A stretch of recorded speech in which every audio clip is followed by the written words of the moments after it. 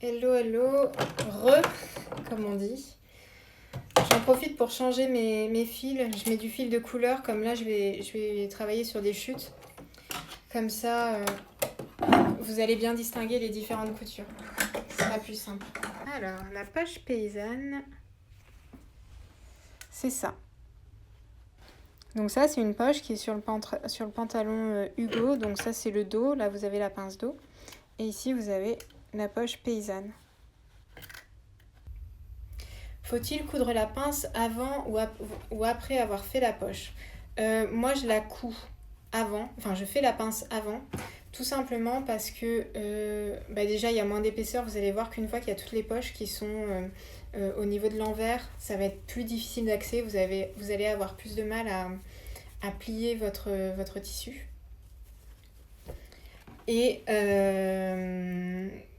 Et surtout, je trouve qu'une fois qu'on a fait la poche, je vais revenir en vue de dessus, on peut bien centrer sa poche paysanne par rapport à notre pince. Donc pour une poche paysanne, vous avez généralement un rectangle. Alors c'est un rectangle ou c'est deux lignes en fait. Moi je ferme le rectangle. Et en fait ce rectangle va au niveau du pantalon de dos matérialiser l'ouverture de votre poche. C'est-à-dire qu'à la fin, vous allez avoir donc votre poche paysanne qui va remplir ce rectangle. Et vous avez aussi deux fonds de poche. Donc je vous ai pris un tissu imprimé, comme ça vous voyez bien l'endroit de l'envers. Et vos fonds de poche sont plus grands que l'ouverture de poche. Parce qu'ensuite vous allez les coudre tout là, donc il faut laisser un petit rentré. Vous pouvez, moi je laisse généralement 2 cm, je préfère recouper un peu s'il y a besoin, plutôt que d'être un peu ric-rac au niveau des centimètres et de la praticité de la chose. Voilà, donc ce qu'on va faire, une fois qu'on a marqué donc l'ouverture de sa poche, sur le patron Hugo, vous avez le rectangle qui est matérialisé. Sur Gabin, je me demande si c'est pas 2 lignes. Je ne l'ai plus en tête, mais je crois que c'est 2 lignes. Donc vous pouvez fermer le rectangle. Si vous avez une ligne, comme ça, vous pouvez tracer 2 parallèles par rapport à cette ligne. Donc à 1 cm et 1 cm en bas. 1 cm en haut, 1 cm en bas. Comme ça, vous avez ici une ouverture de poche qui fera 2 cm. Attention, sur certains de mes patrons, cette ouverture, elle est de 1,5 cm, mais c'est pas grave.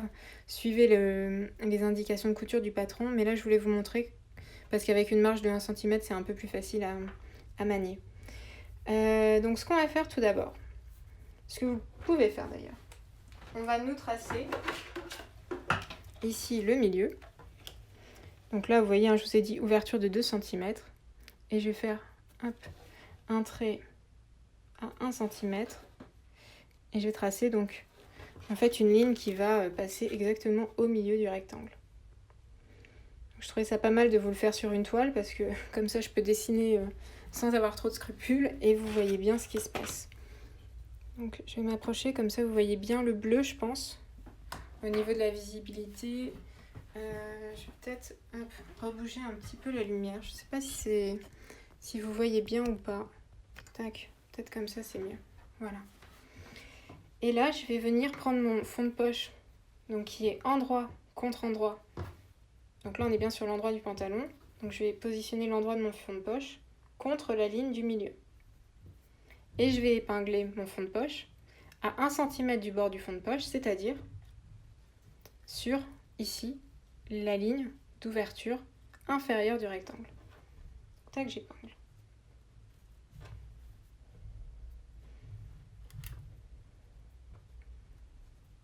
Donc vous pouvez épingler alors dans un sens ou dans l'autre.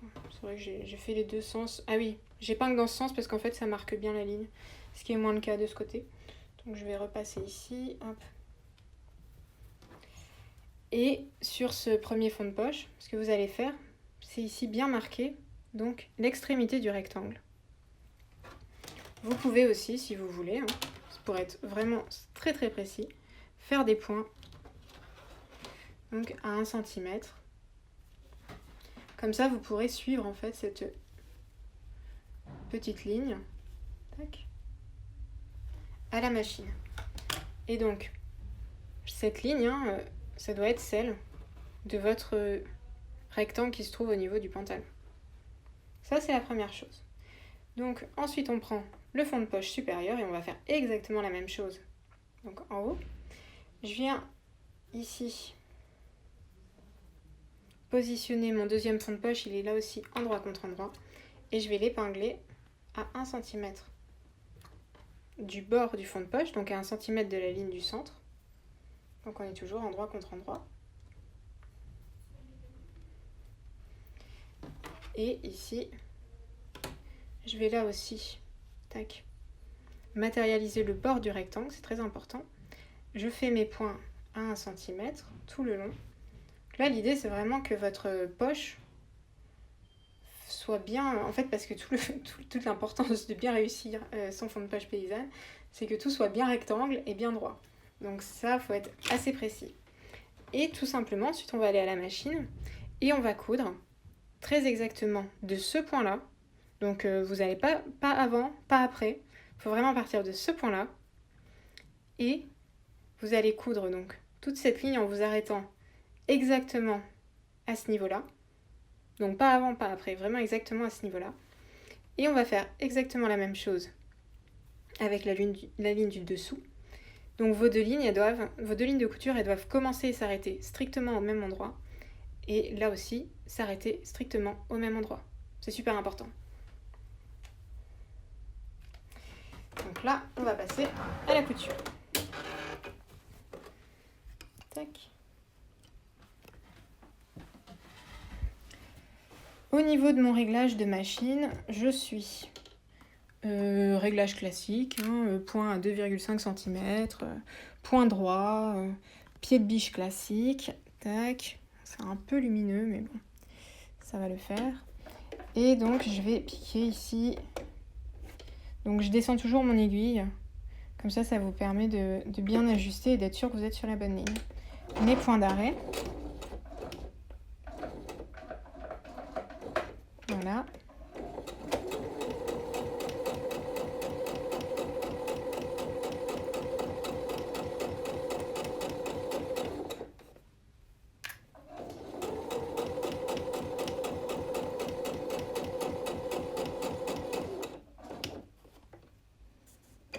Donc si vous n'arrivez pas strictement au truc et que vous dites un point de 2,5 ça va être trop grand, et bien vous allez au niveau de la longueur de votre point et vous diminuez à 1 mm. Comme ça vous avez un peu plus de possibilité d'être précis. Voilà. Vous pouvez un peu jouer avec la longueur de votre point, c'est aussi à ça que ça marche. Tac. Que ça sert, pardon, je perds mes mots. Tac. Alors, il m'a fait un petit schmilblick ici, mais c'est pas grave. Donc, hop. Et ensuite, on va venir hop, faire la deuxième ligne. Donc, on se repositionne au niveau de notre ligne du rectangle. On vérifie bien que son aiguille, si vous voulez, vous pouvez... Alors, je sais pas où j'ai mis mon mètre ruban, du coup j'ai pris ça. Donc on vérifie bien que notre ouverture elle est de 2 mm. Tac. Donc on fait ces petits points. Tac.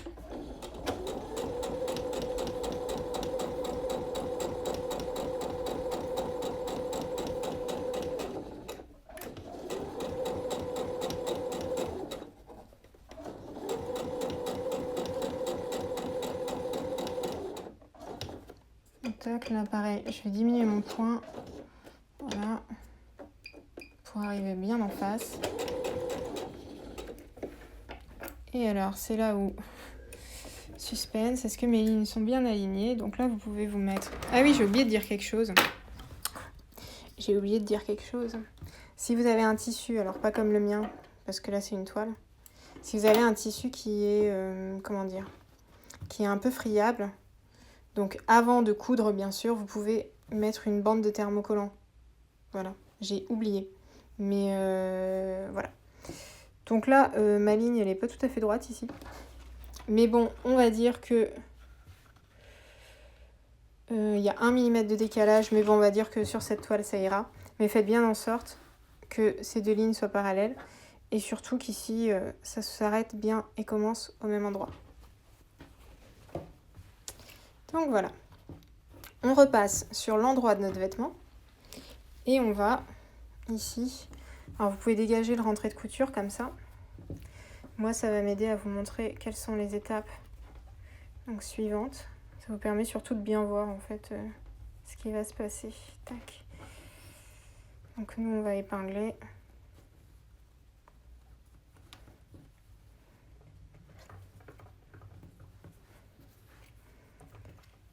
Donc tac.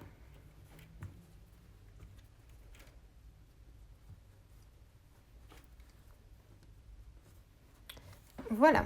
Alors, ce que vous allez faire maintenant, on va dessiner ce qu'on appelle les capucins, qui sont en fait des triangles qui vont nous permettre de retourner la poche vers l'envers et de sécuriser le côté. Donc vous allez voir, hein, avec la démonstration ce sera plus clair. Ce que vous pouvez faire ici, c'est donc par rapport à la ligne du triangle, mesurer 2,5 cm. Vous faites un point ici et on va ici tracer un petit triangle. Donc votre triangle, il doit arriver au niveau de la couture en fait. On fait ça en haut et en bas, et on fait bien sûr ça de l'autre côté. Hein. Donc hop. Alors, vous n'êtes pas obligé de tracer à la règle comme moi, hein. Ça marche très bien aussi à la main comme ça. Et donc là, vous avez ce qu'on appelle les capucins ici. Vous prenez un petit ciseau, et là, alors je sais ça fait peur, parce qu'il faut imaginer donc qu'on fait ça sur l'endroit de notre pantalon. Et du coup, on va venir ici couper en suivant ensuite nos petits capucins. Donc là, vous devez cranter alors très précisément jusqu'à la ligne de couture. Voilà, on va avoir un capucin comme ça. Et on va faire bien sûr la même chose de l'autre côté.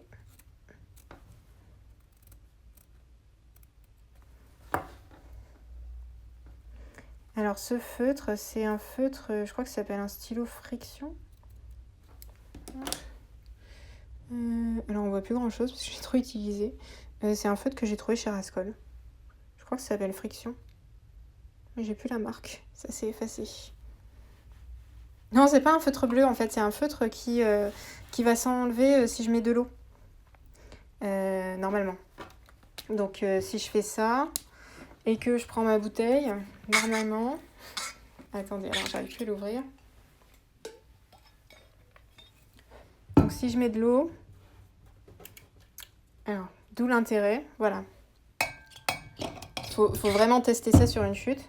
Vous voyez le bleu, il n'y est plus. Voilà, c'est un truc génial.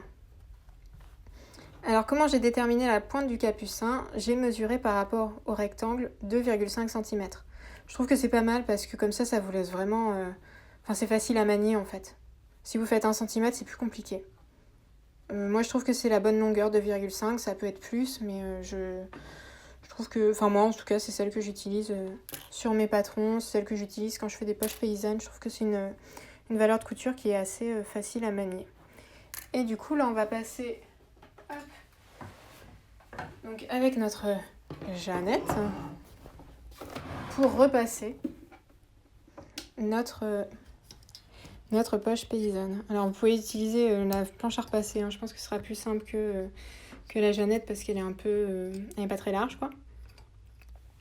Mais ce que vous pouvez faire...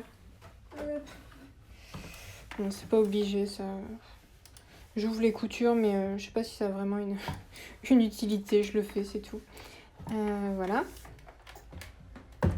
Donc, ici, j'ai ouvert mes coutures. Et je vais rentrer ici. Donc, les deux fonds de poche sur l'envers de mon vêtement. On va surtout s'occuper du fond de poche ici supérieur pour le moment. Parce que là, vous allez me dire, ok... Ah, super Estelle, t'as fait un trou dans ton pantalon quoi. Je sais, mais il y a une petite astuce. Donc ce que vous pouvez faire ici, c'est... Alors, vous voyez ici parfois, vous avez l'impression que ça va pas... vous voyez, ça force un peu. En fait, c'est juste que vous n'avez pas cranté. Donc là, en l'occurrence, moi. on n'a pas cranté assez loin. Du coup, on repasse son fond de poche sur l'endroit comme ça. Et on va cranter. Alors, c'est vraiment de la précision. Hein. Là, on est à 1 mm, pas plus. Hein. Voilà. Hop. Donc, je repasse mes fonds de poche. Et là, ce que vous pouvez faire, donc c'est... Là, je suis au niveau du fond de poche supérieur. Donc, je vous montre. Hop, je suis là. Donc, tac, sur l'envers. Et... Donc là, j'ouvre mon rentrée de couture. Tac.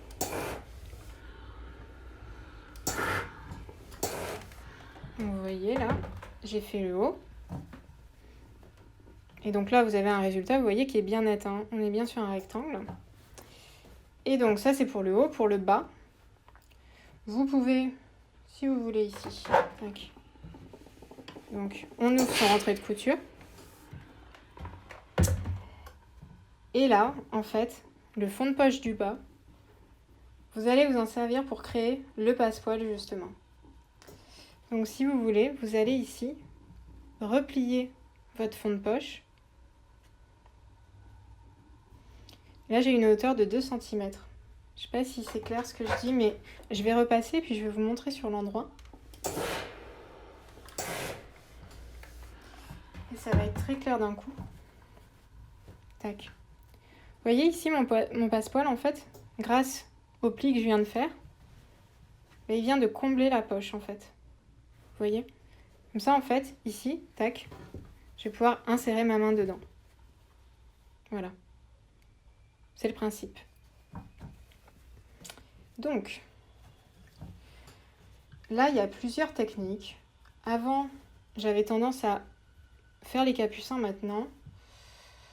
Oui, je vais plutôt faire ça, comme ce sera vraiment de manière très orthodoxe. Alors, on va enlever la genette. On peut rééteindre son fer. Donc, on positionne donc, vous voyez, là, j'ai donc le fond de poche du haut avec le haut du pantalon. Et là, j'ai mon passepoil qui est bien mis. Donc là, je vais ouvrir le pantalon sur le côté. Et vous voyez qu'ici, j'ai mon capucin qui sort. Il est ici. Et il va se coller contre le fond de poche du bas. Là, je vais épingler à la base du fond de poche. Donc vous voyez, c'est vraiment épinglé à la base. Et je vais faire exactement la même chose de ce côté. Je vais ici, donc je replie le pantalon vers moi et je vais épingler mon capucin au fond de poche du bas. Vous laissez le fond de poche du haut pour le moment, il ne vous intéresse pas. Et on va venir ici piquer vraiment à la base, ce qui va avoir en fait pour effet de bloquer ici. C'est-à-dire que vous ne pouvez plus rentrer votre doigt à l'intérieur. Donc vous allez avoir une poche qui va prendre forme.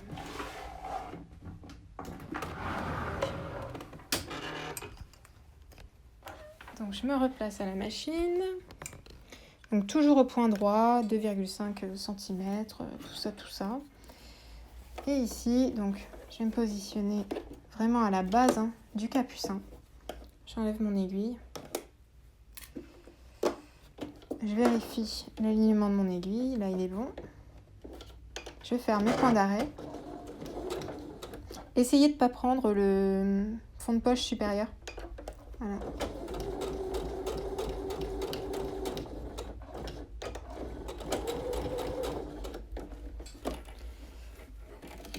Je vais vous montrer ici. Tac. Vous voyez, j'ai bien piqué ici à la base du capucin.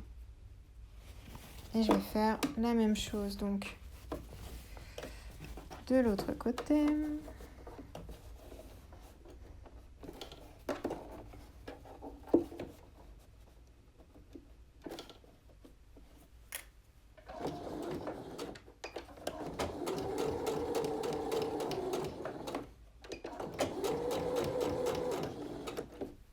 Et voilà. Et donc là,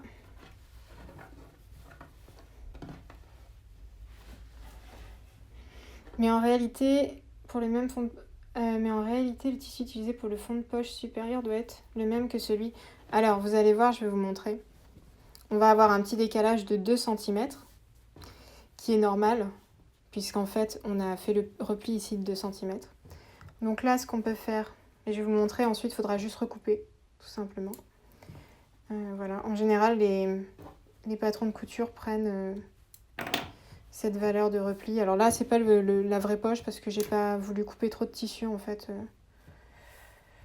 Voilà, donc ce que vous pouvez faire une nouvelle fois, c'est repasser ici, pour bien tout aplatir, en fait.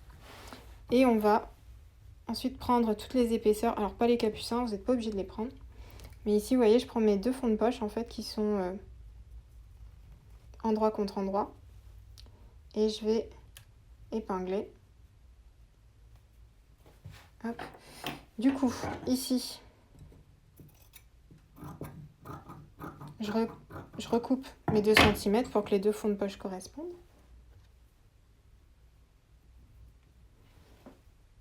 Ah oui, pour le motif. Oui, il faut utiliser le même tissu. Là, c'est parce que c'est une toile et je trouvais plus facile de vous montrer avec des tissus contrastants pour que vous voyez bien où va chaque morceau. Mais oui, les poches, du coup, enfin, ça peut être un effet de style, je l'ai déjà vu. Mais du coup, vaut mieux utiliser ces fonds de poche, effectivement, dans le même tissu que le pantalon. Voilà. Et je vais maintenant repasser sous la machine. Donc là, c'est vraiment la fin du tutoriel. C'est pas si compliqué que ça, les poches paysannes. Ça demande juste un peu de précision. Et alors, je vais passer de ce côté, comme ça vous verrez mieux. Donc, hop.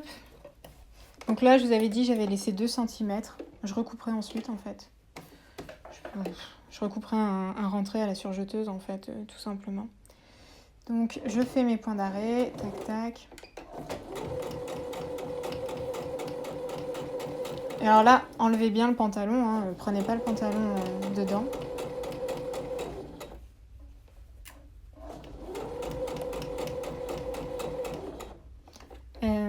Donc hop, on pique son aiguille. Pour les angles, hein, on pique son aiguille, on relève son pied de biche, on tourne le tissu.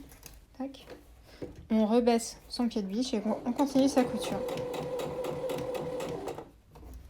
Alors là, je passe par-dessus mes épingles. Je suis pas une bonne élève. Mais bon, vous me pardonnerez. J'essaie de les enlever petit à petit. Donc là, hop.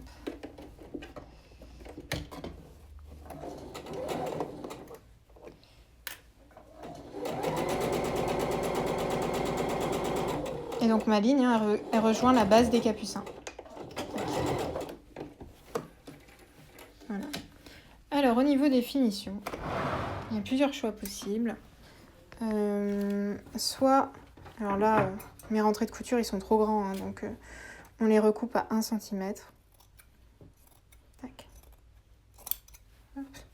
Oui, j'ai coupé le bout du capucin, mais c'est pas grave, maintenant il est cousu, donc voilà. Hop. Donc là, je recoupe à 1 cm. Tac. Hop. J'ai encore un fil. Au niveau des finitions, vous pouvez surjeter les bords ou vous pouvez les finir au biais. Voilà.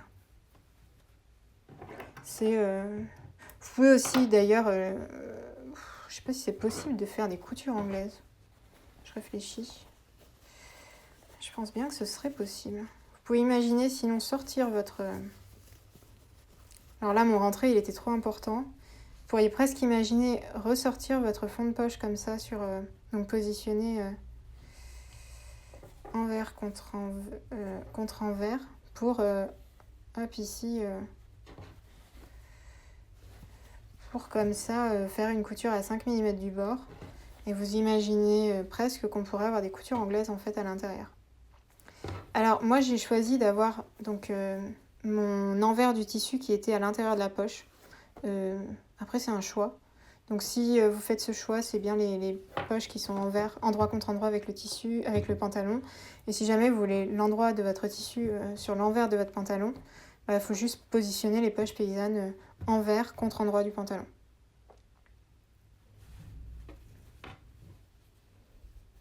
Oui, c'est ça. le tissu utilisé doit être le même.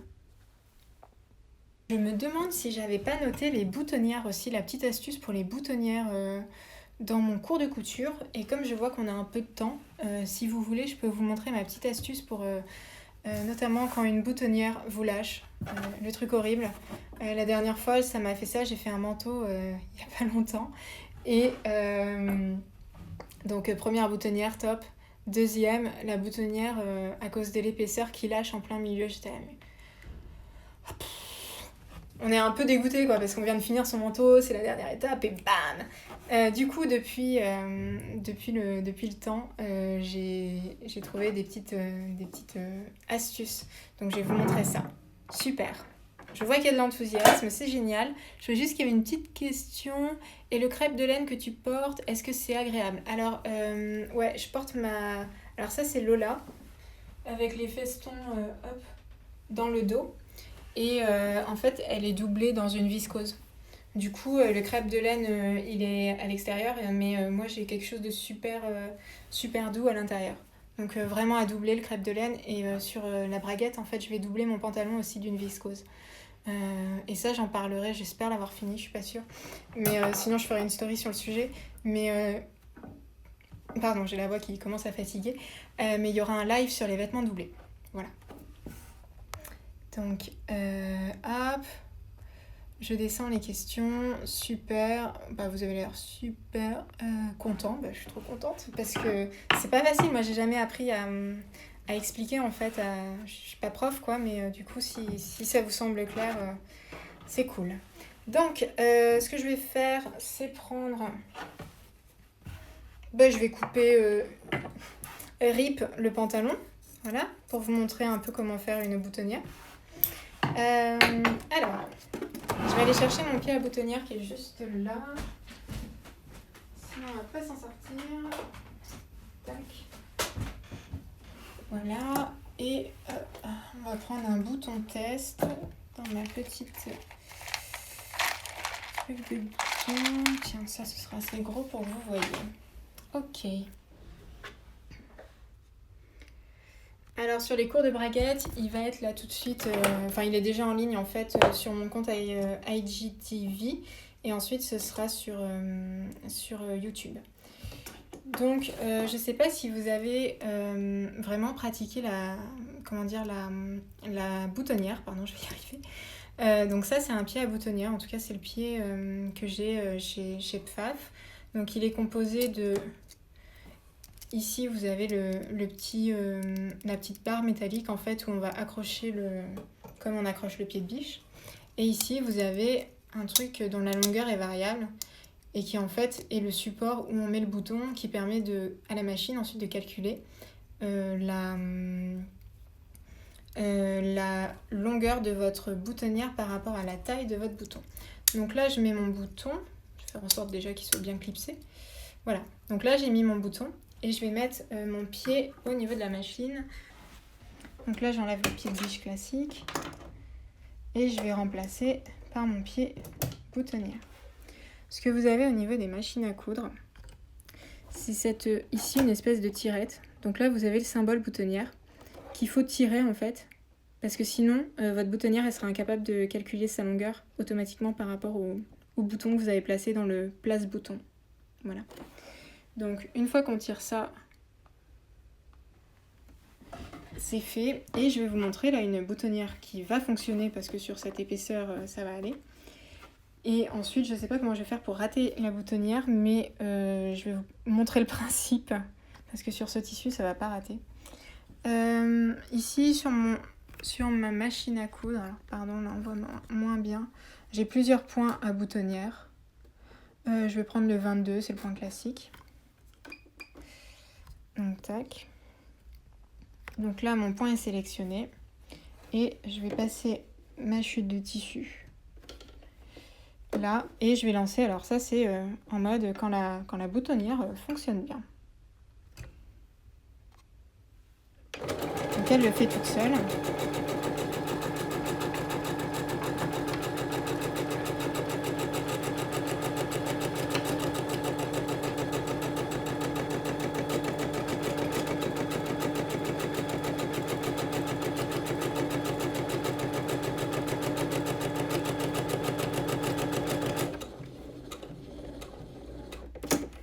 Donc voilà, sur un tissu toile comme ça, il n'y a pas trop de suspense en général. La boutonnière fonctionne plutôt bien. Généralement, moi je les fais comme ça, mes boutonnières. Donc là, vous voyez, vous avez une boutonnière qui a bien fonctionné. Parfois, toutefois, il est possible que la boutonnière vous plante. C'est-à-dire que sur les manteaux, quand vous avez par exemple beaucoup d'épaisseur, genre une grosse épaisseur là, la boutonnière va s'arrêter en fait en plein milieu. Et alors je vais essayer de le reproduire, on sait jamais, ça peut marcher sur un malentendu. Donc on va faire ici un... Je crois qu'il faut que j'aille encore plus gros quoi. Faire ici un test. Voilà, je sais pas si ça va marcher.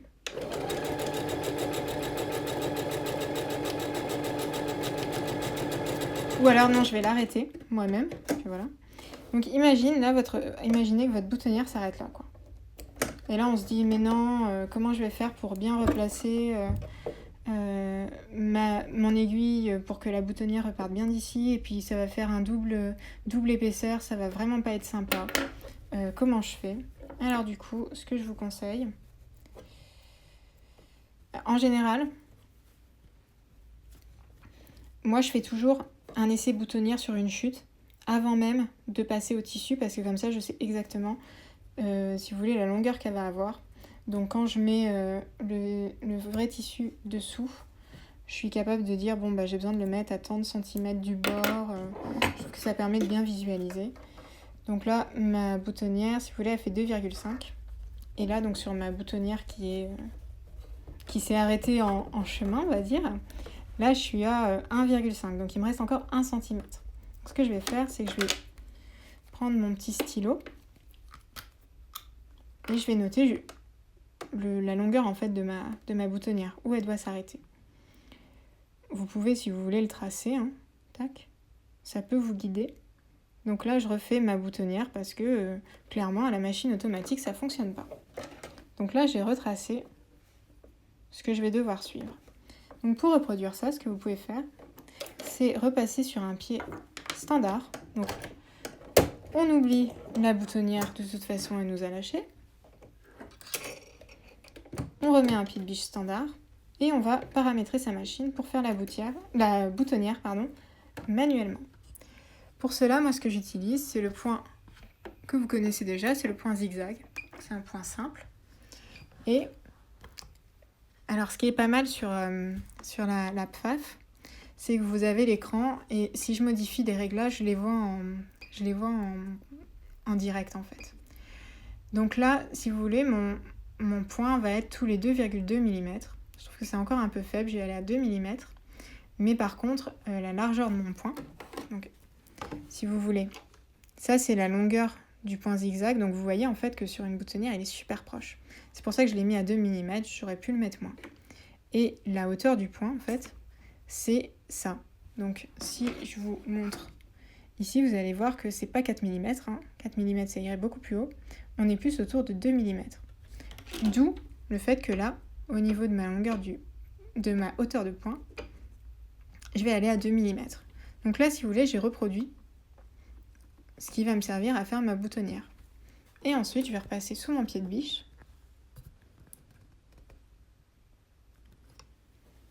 Et je vais tout simplement me positionner donc là où ma boutonnière m'a lâché. Je vérifie bien l'alignement. Donc là, je suis encore un peu... Je vais faire... non, je vais faire des points d'avant parce que je vais partir en avant. Donc, tac, et ensuite, je vais partir en arrière. Alors là, vous allez voir, j'ai pris encore un peu... On peut faire ça à la... Comment dire? Vous n'allez pas voir, mais si vous voulez, mon point, il est encore un peu long. Donc, je vais le rétrécir encore. Et pareil pour le fait qu'il soit rapproché. Donc, j'ai encore rétréci les valeurs. Ah, j'ai un peu trop rétréci, du coup. Et je vais faire 2 passages sur chaque. Tac. Voilà. Et là, si vous voulez, grâce au point zigzag, j'ai refait un bout de ma boutonnière. Donc là, je suis pas partie dans le bon sens. Il aurait fallu que je fasse autrement, en fait, pour pas faire les raccords que je suis en train de faire, mais c'est pas grave. Je vais continuer comme ça. Là, je vais faire la petite, le bord un peu ici, vous voyez, latéral. Donc, hop.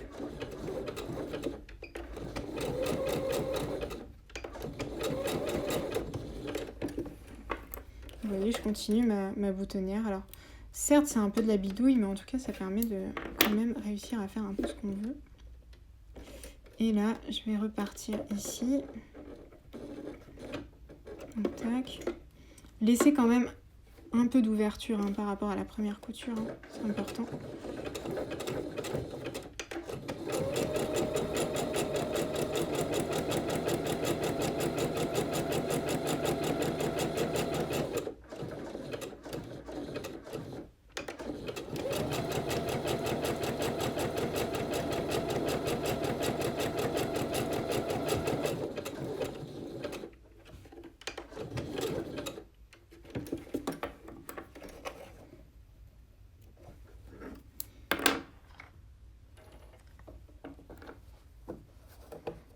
Et vous voyez ici que j'ai un peu rattrapé ma boutonnière.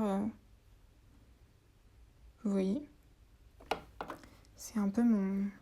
Alors là, j'ai laissé quoi? Là, j'ai laissé moins d'1 millimètre. Franchement, il faudrait mieux faire ça, c'est-à-dire 2 millimètres. Sinon, si vous avez un tissu qui s'effiloche un peu, ça va être compliqué. Donc, laissez 2 millimètres entre les deux. Voilà.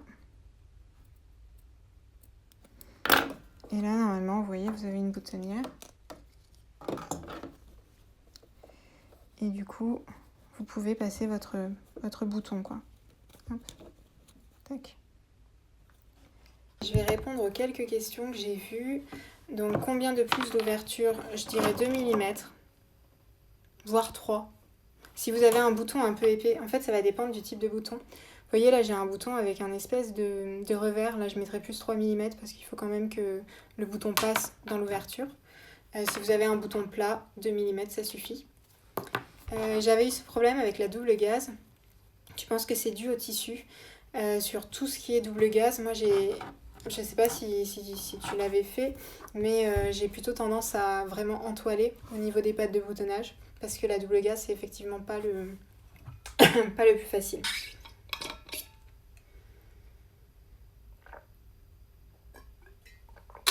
Voilà. Et du coup, je ne sais pas si vous avez d'autres questions sur la boutonnière. Mais vraiment, ce que je recommande, c'est de faire un test sur une chute de tissu. Et limite, ensuite, vous coupez cette chute de tissu. Et vous pouvez la positionner sur votre patte de boutonnage pour voir exactement... par exemple, vous la positionnez hein, comme si vous alliez coudre cette boutonnière à cet endroit et vous pouvez un peu ajuster en fait le début de votre patte de boutonnage. J'ai vu passer la question, moi ma boutonnière automatique elle commence par le bas de la boutonnière et elle remonte ensuite vers le haut.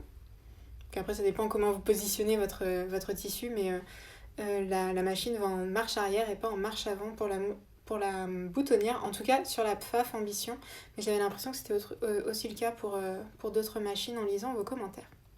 Voilà. Donc si vous avez d'autres questions, je peux y répondre encore un peu. On a un petit peu de temps.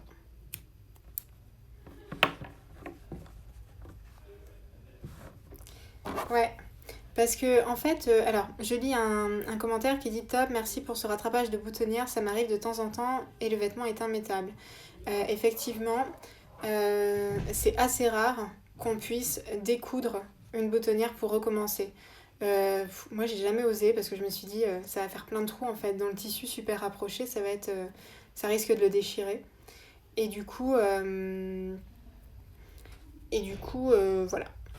Quelle est la mesure entre deux boutonnières? Alors tout dépend du chemisier. Il n'y a pas de mesure standard. Ce que je voulais m'acheter, parce que j'ai vu ça chez plusieurs couturières, c'est un espèce de pied. Je crois qu'ils font ça chez Rascol. C'est vraiment un pied et du coup c'est fait de sorte qu'en fait si vous ouvrez de la longueur de votre blouse ou de votre pantalon, il va calculer exactement le positionnement de vos boutons de manière à ce que ce soit tout proportionnel. Du coup ça je pense que c'est vraiment un bon investissement. Faudrait que je l'achète, ça fait 1 an que je dis ça et je l'ai toujours pas fait. Sur la blouse Jade, c'est 7,5 par exemple, parce qu'il y a 7 boutons, la blouse elle fait environ 60 cm. Du coup, je crois que j'ai fait un écart de 7,5 cm entre chaque boutonnière. Mais ensuite, c'est vraiment variable.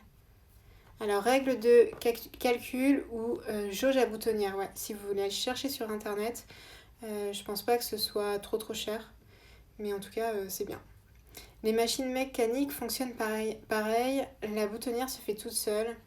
Je suis pas sûre.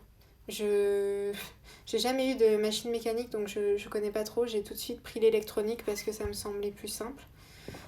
Voilà. Utilises-tu un pied spécial pour coudre les boutons? Sais-tu si ça marche avec tous les boutons? Alors, j'ai jamais fait ça. J'ai jamais osé. En fait, ça fait tellement pas... Je comprends pas dans ma tête comment ça fonctionne, du coup... Mais je crois que... en fait, ça marche sur ce type de bouton-là. Donc, qui sont des boutons avec, ici, 2 trous. Parce qu'on imagine que, en gros, quand on va positionner le bouton sur son tissu avec l'aiguille qui est ici, l'aiguille va faire gauche, droite et enfiler autour gauche, droite, gauche, tout ça. Alors moi c'est le point 29. Mais effectivement, je me demande... Alors soit c'est standardisé, c'est-à-dire que... Je vous avoue que... Alors je vais le faire manuellement, c'est-à-dire sans lancer ma machine à coudre parce que ça me fait un peu peur. Donc si je fais ça... Ça a l'air de marcher, hein. Donc on va aller très doucement.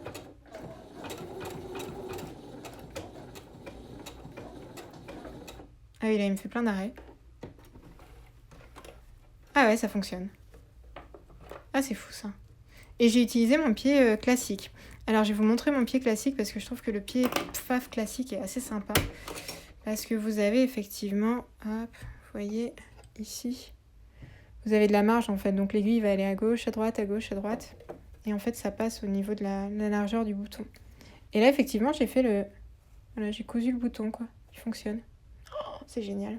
Les prochains cours qu'on a, ça va être donc avec la blouse Jade, parce que moi j'ai commencé en autodidacte la couture et j'ai toujours trouvé plus motivant de se mettre à un vrai projet qu'on allait pouvoir porter plutôt que d'essayer d'assembler des chutes de tissu, tout ça. Du coup, je me suis dit, on va apprendre à coudre ensemble le premier top. Et la blouse Jade va nous apprendre à faire une patte de boutonnage. On va aussi voir les fronces, parce qu'il y a des petites fronces sur le devant. Donc ce sera des fronces qui sont faciles, parce qu'il n'y en a pas beaucoup, donc il n'y a pas beaucoup de volume à répartir. On va réapprendre, parce que si vous avez suivi le premier cours débutant, vous connaissez déjà les coutures anglaises. Donc pour le côté de la blouse, on va apprendre à finir une encolure au biais. Je vais peut-être prévoir une autre version dans un second temps pour apprendre à monter le col plat de Jade. Mais sur cette version, je voulais une encolure finie au biais. Et ensuite, on aura aussi comment monter une manche et comment réaliser un ourlet. Le col Claudine, voilà, comme je disais, je pense que ce sera dans un second temps, parce qu'il faudra que j'ai un autre projet pour pouvoir placer le col. Ou alors je vais préparer un col et en fait vous allez voir le montage en fait du col de Jade qui est le col Claudine ou pas est exactement le même, sauf qu'en fait vous insérez le col Claudine à l'intérieur. Donc je montrerai les deux manières. Je vais préparer un petit col Claudine en tissu contrastant pour vous montrer et ce sera bien. En tout cas je suis contente que les lives vous plaisent. Et merci d'être là, surtout parce que si vous n'étiez pas là, je ferais pas de live, quoi.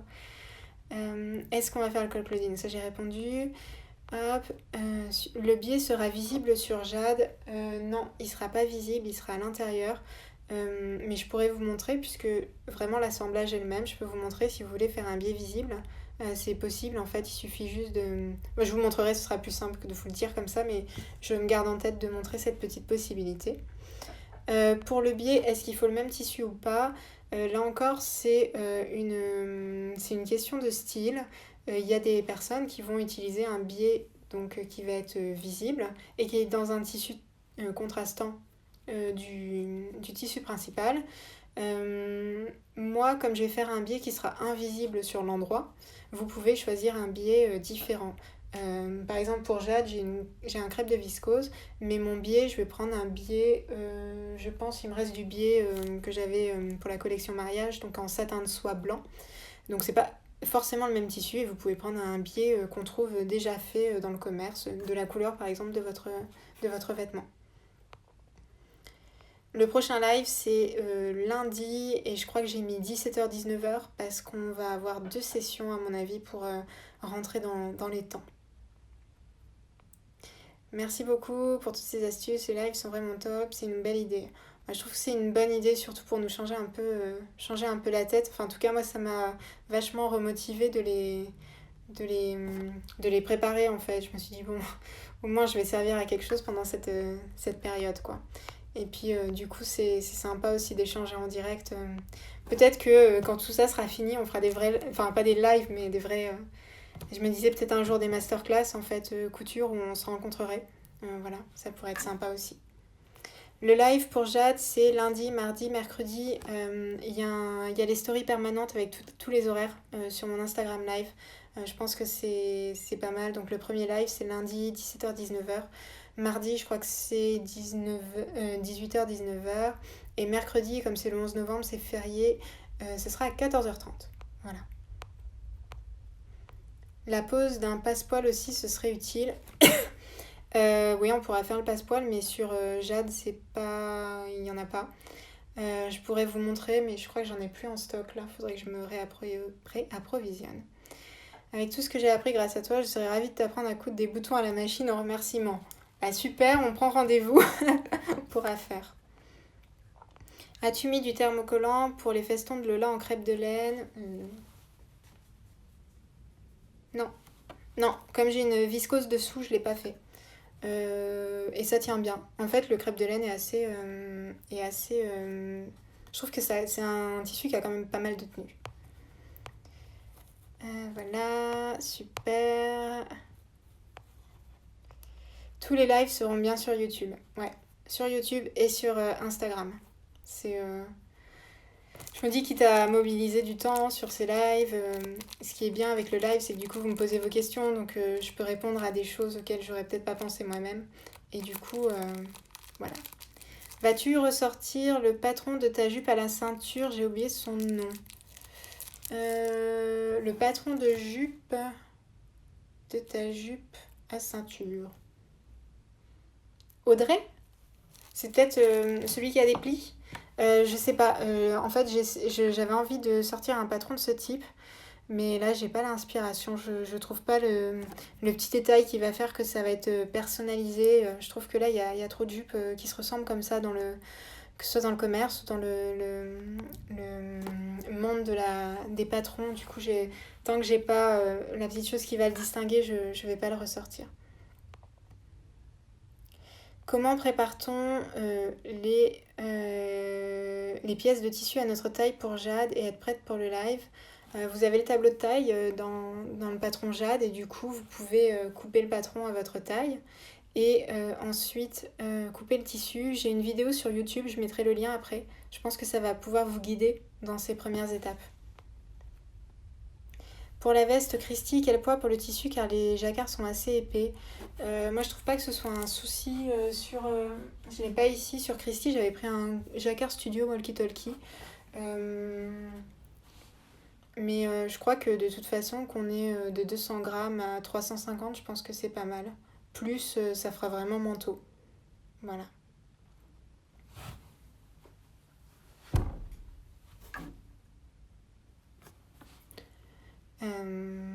Ouais, c'est tout ce que je peux dire sur Christy. Ok, bon bah alors du coup je vais clore ce live et puis je vais vous souhaiter un excellent week-end.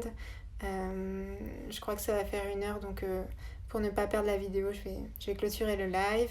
Très belle soirée, reposez-vous, faites de la couture mais juste profitez du week-end.